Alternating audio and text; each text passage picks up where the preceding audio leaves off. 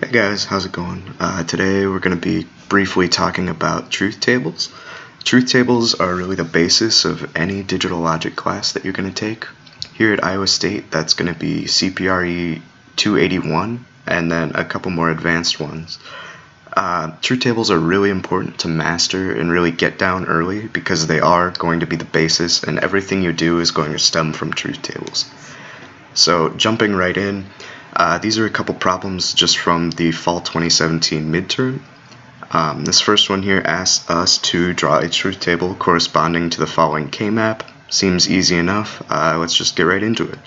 So first thing we want to do is going to be labeling our truth table.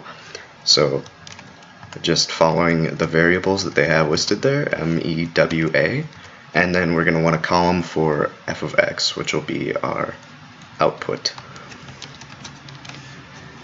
And then as far as labeling truth tables, I always start at the left.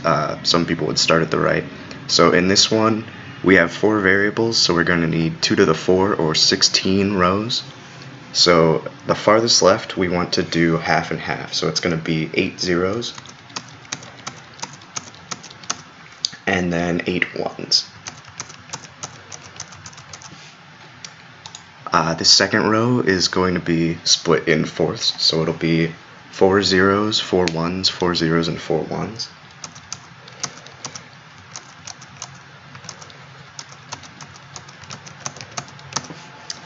Third one is going to be split even further down the middle, so it's going to be alternating every 2.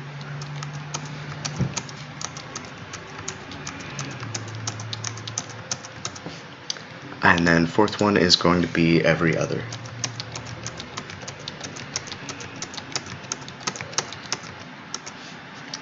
And then, so as far as filling out f of x, this is really what this is going to be all about.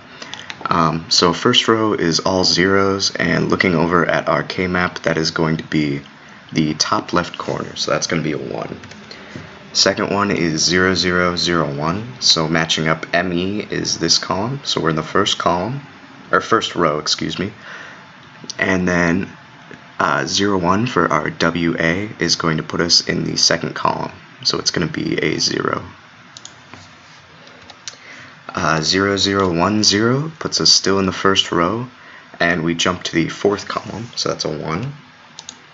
And then 0, 0, 1, 1 is first row, third column, so that'll be a 0.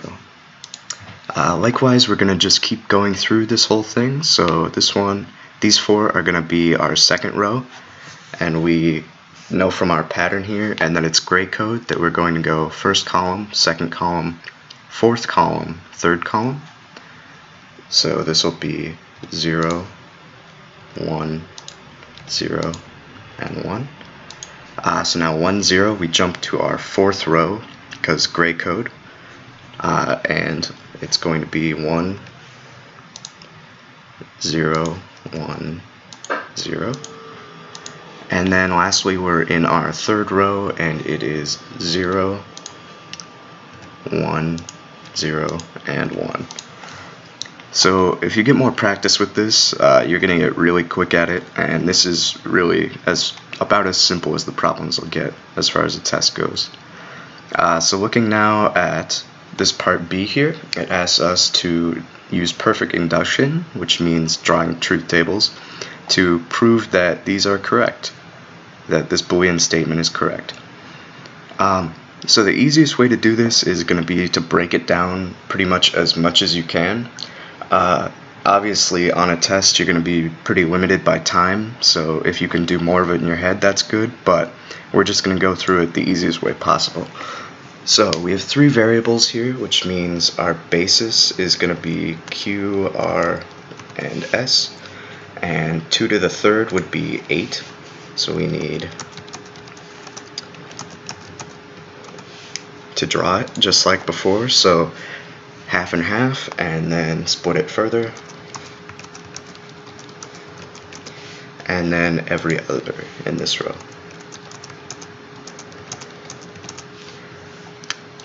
So starting off on the left hand side here, we have Q naught dot R naught, Q dot S, and R dot S naught. So looking at Q naught dot R naught, this is going to be 1 only when Q and R are both 0. So that's going to be these first 2 rows, and everywhere else one of these is 1, which would make that 0.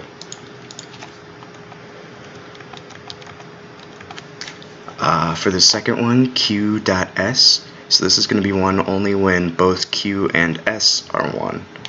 So already these first 4 are going to be 0 automatically because Q is 0. And then these ones we look at S is 0 here, so that's still 0.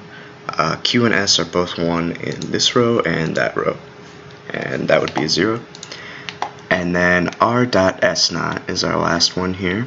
So it's going to be whenever R is 1 and S is 0. So that would be this one right here and this one here, with the rest of these being 0. And then if we look at our overall left-hand side, it's going to be whenever any of these are 1, the left-hand side is going to go to 1. Whenever any of these 3. So these 2 go because the first one, this one because of the last one. That's actually 0 on both of these because all 3 of these are 0. And then these bottom ones are 1 because at least one of these has a 1. Alright, looking then to our right hand side, the first one's going to be Q plus R naught plus S naught. And then our second one is going to be Q naught plus R plus S.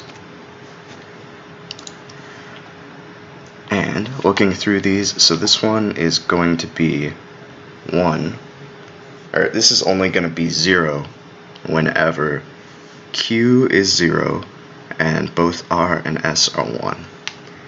So whenever Q is 0 and both R and S are 1 would be our fourth column, so that'll be a 0 here. And everywhere else it's going to be a 1.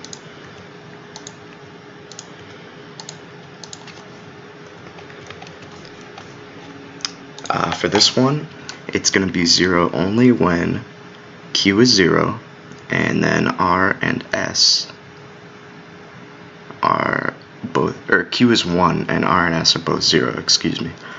So that's going to be looking through here, Q is 1 and R and S, so that'll be our column right here, or our row right here, and everything else is going to be 1. And then looking through our overall right hand side is going to be 1 whenever both of these are 1. So anytime there's a 0, it's going to force this to 0, which ends up giving us this. And if we compare our left hand side and our right hand side here, we can see that they are in fact the same. It all goes 1 1 1 0 0 1 1 1. And that's basically the use of perfect induction. We've proved that these Boolean statements are correct. Alright, so that's all I've got for you today. Thanks.